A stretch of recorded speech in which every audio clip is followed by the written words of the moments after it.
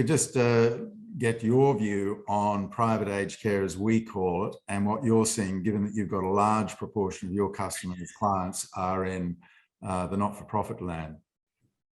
Thanks, Chris, and thanks, everyone. I guess to start off with, what we're seeing, Chris, is I think Byron pointed out the traditional models of aged care in Australia in those silos, and looking at our client base around those traditional residential aged care providers that will have just residential aged care homes and may also have independent living, and sort of traditional style independent living. What do we know? We've all seen the data, and it's been talked about a lot recently. Residential aged care is under significant financial pressure and has been for some time. And we're currently, in a model that is not financially sustainable or viable at the moment.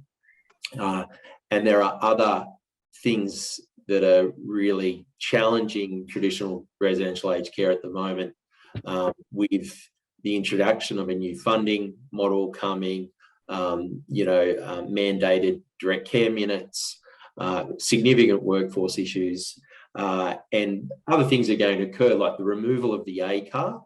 And then when we move to, over to the home care side of things, of course, we're moving to this new supported home model, which has been pushed back, but that's coming as well. But also the introduction and the release of significant more home care packages across the next couple of years.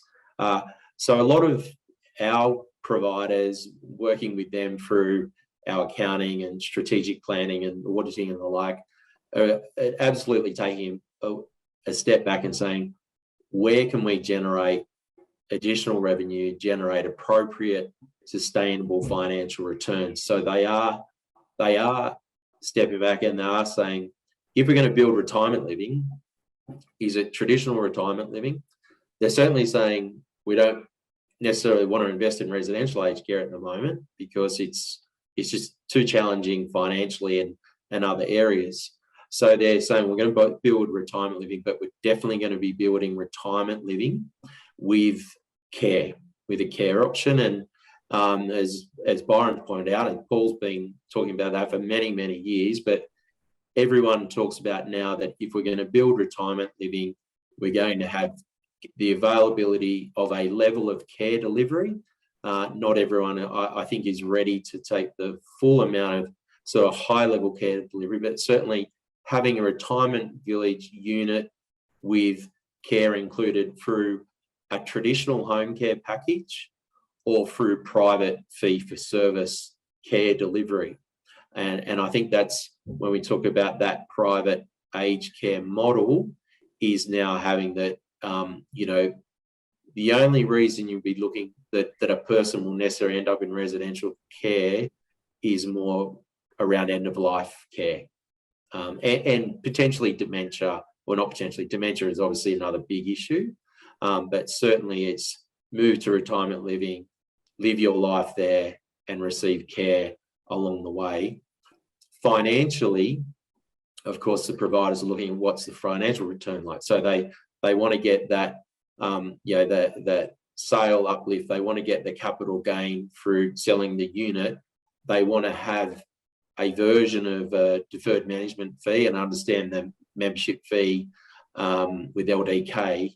But it appears to be some research I've done recently that a DMF sort of still exists, but there's many different versions of how it's delivered, of how much you might pay for your unit and how much DMF up front along the way at the end. But there's certainly looking to generate that revenue through the capital piece, but also looking to gain a margin through the delivery of care services, potentially through a home care package or a private package, as I mentioned earlier.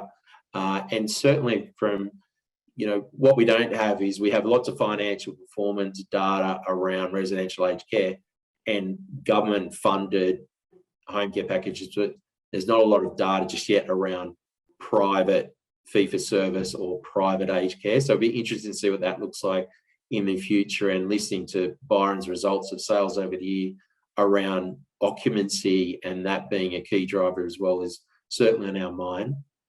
The other thing we're talking, I guess, strategically with these providers are thinking about, with residential aged care and the removal of ACAR, where can I be an approved provider for residential aged care and provide those services, and can that be also in a retirement village setting as well? So something definitely that they're thinking about at the moment. But it is certainly, I just came off a meeting this morning with a traditional, what I call traditional residential aged care provider, and they've been quite clear that they won't be building any residential aged care, and their mind's certainly they're looking at this assisted living, all the terminology that we want to choose, Chris, that we've seen before.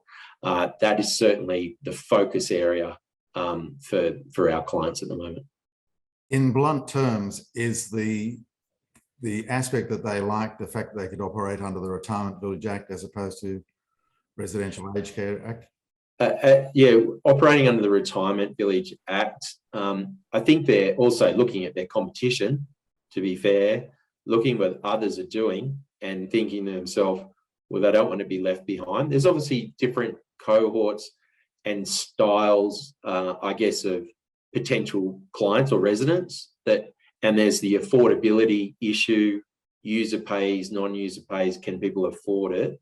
But certainly operating under something like the Retirement Villages Act is certainly attractive to them. And then you mentioned future development. Would they be looking at developing properties with 9C fit outs? So yeah, so obviously they want to be able to deliver on or at all care levels. Also, the co-location to resis also seems to be pretty important at the moment as well. And Byron and LDK have been champions, and Phil has done exactly the same. They have been supreme marketers and developers of culture and so on. So that ratio of staff, are your clients in the not-for-profit world, are they approaching it that way, or do they want to do private aged care light? What do you think there?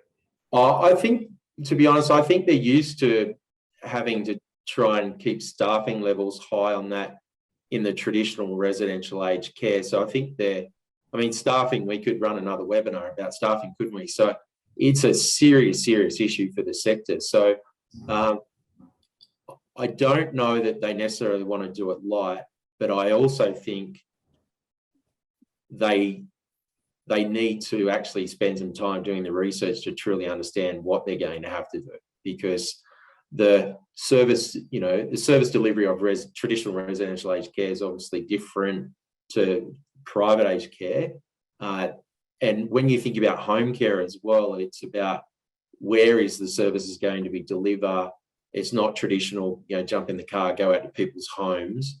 So what does our cost base look like as far as, case management and overhead, and then looking at, the price that we can set under private aged care as opposed to, traditional home care packaging.